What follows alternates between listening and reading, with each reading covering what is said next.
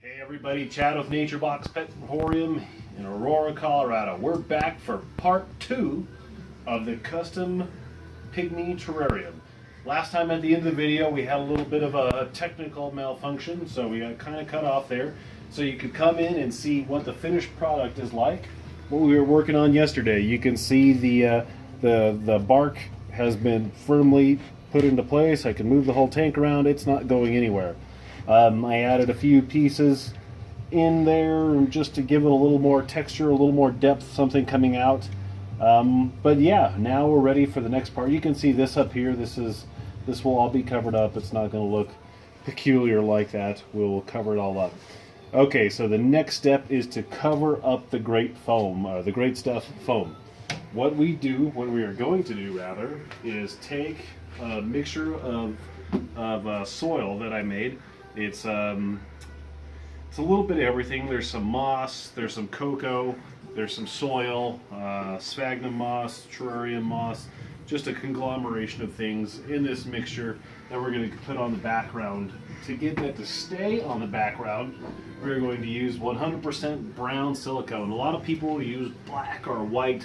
I prefer brown because if the soil ever comes off, the brown silicone will remain, and you're not going to see an obvious white spot ruining your naturalistic illusion. Some tips and tricks for this is to go extremely heavy on the silicone. I expect to use 3, if not 4, tubes of silicone on this.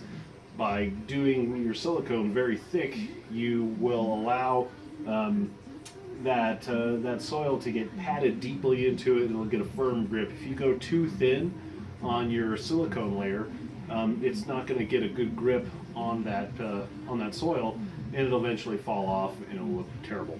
So don't skimp, use lots of silicone. So what we need to do is again get it into a position that we can work on it.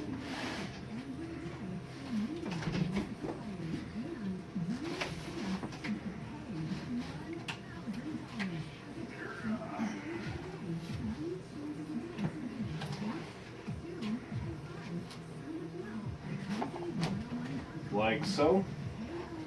Also, do yourself a favor and get yourself a really high quality caulk gun. Don't get the $2 variety at your local Home Depot store.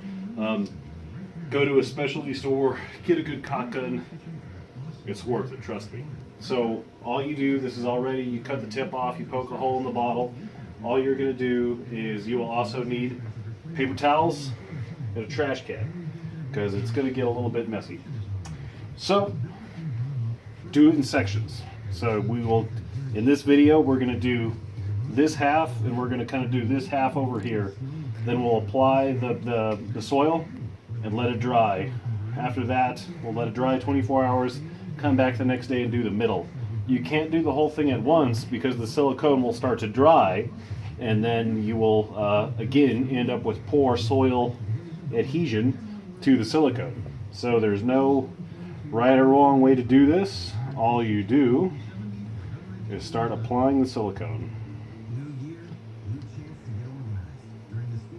There's not much to say about this step other than keep it thick. You want a thick layer. Do not skimp on the silicone.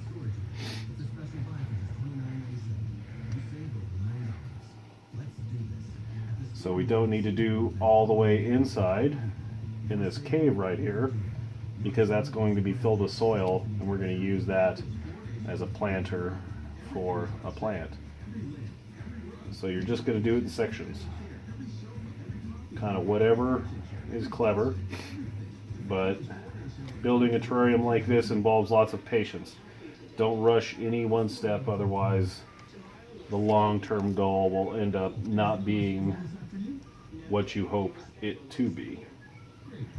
So we're probably just going to do from here back.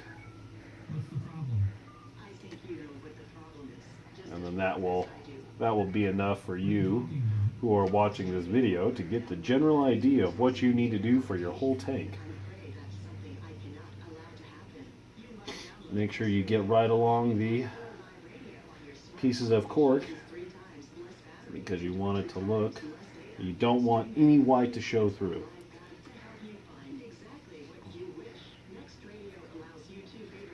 So I usually run a bead of silicone right along those pieces of cork.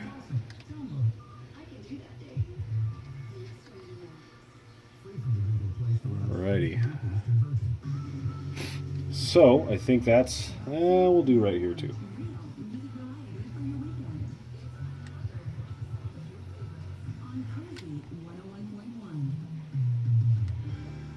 Lots of silicone.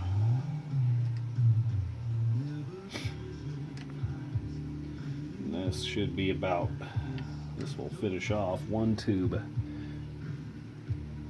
Alright. Okay, so that is the end of one tube of silicone. So just for size reference, maybe about a man's hand stretched out is the coverage that you'll get with one tube of silicone. Chuck that in the trash. Get your dispenser out of the way. Alright, now the highly technical process for the next step is take your index finger and smear it around. Some people will use a glove for this. I don't have any gloves, and I don't think it's necessary to spend the money to get a glove when I can just use a paper towel and wipe off my hand. So then you just smoosh it around.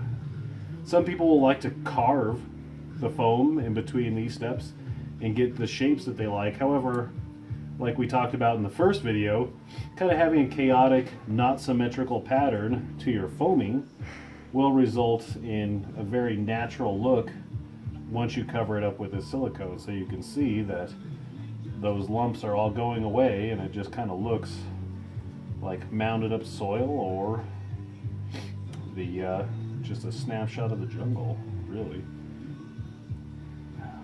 So go all around.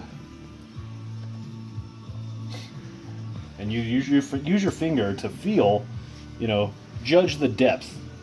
If you push too hard and you smear it, kind of like right there, we'll say, you can see that piece of white.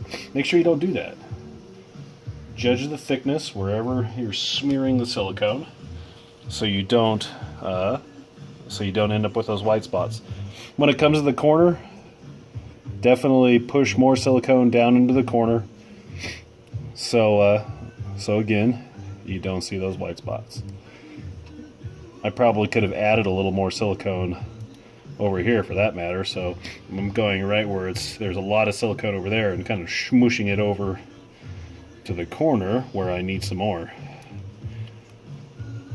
Here's a thin spot, move some silicone around, make sure that it's thin. I apologize for the runny nose.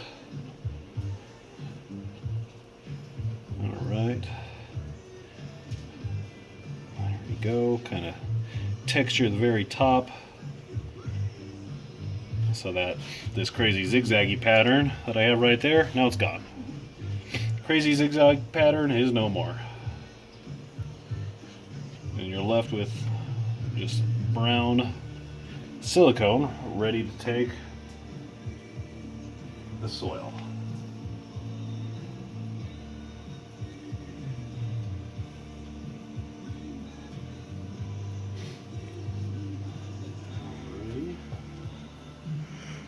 Almost done.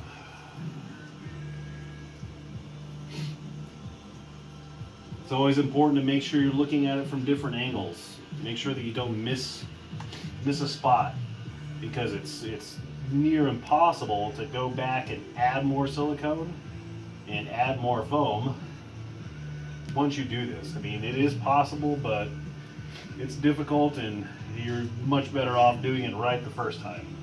So now that's kind of done, I'm going to move around and check my work, make sure that I don't see any obvious spots where I missed.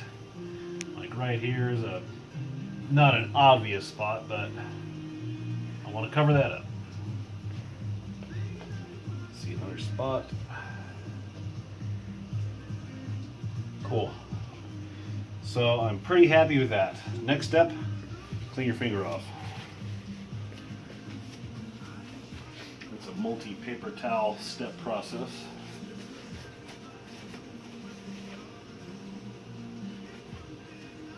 Okay.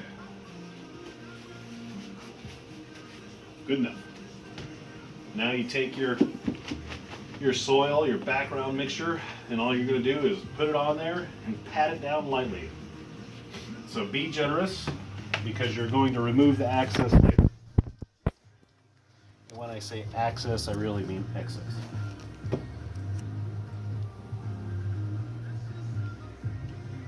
we're patting it on lightly, using an extremely generous amount of the soil mixture we've made.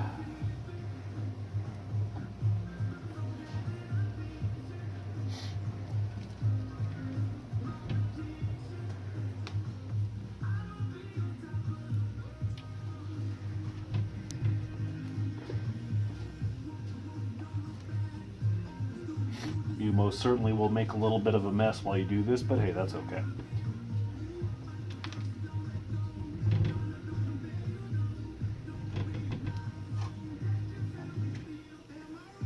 Okay, so there we go. That is how you add the soil texture to your Great Stuff foam background. That's good enough to show you what you need to do for the whole background. And again, this will be a 2, if not 3 day step process. We're going to cut filming. I'll probably do the other half, let it dry overnight, and then come back and do the middle. So again, don't rush it. Be very thorough. Be generous with your silicone. Again, this is an 18 by 18 by 24 terrarium, and we're going to use probably 3 or 4 tubes of silicone. Most likely 4, maybe 5. So, you know, just be generous with that. It'll look better in the long run. As always, like this video, share this video with a friend. If you have any questions, let us know. We're always looking for video ideas, things that you people would like to see, how we do things here at NatureBox Pet Emporium. We're always willing to help. Shoot us an email, like our Facebook page, and subscribe on YouTube. See you next time.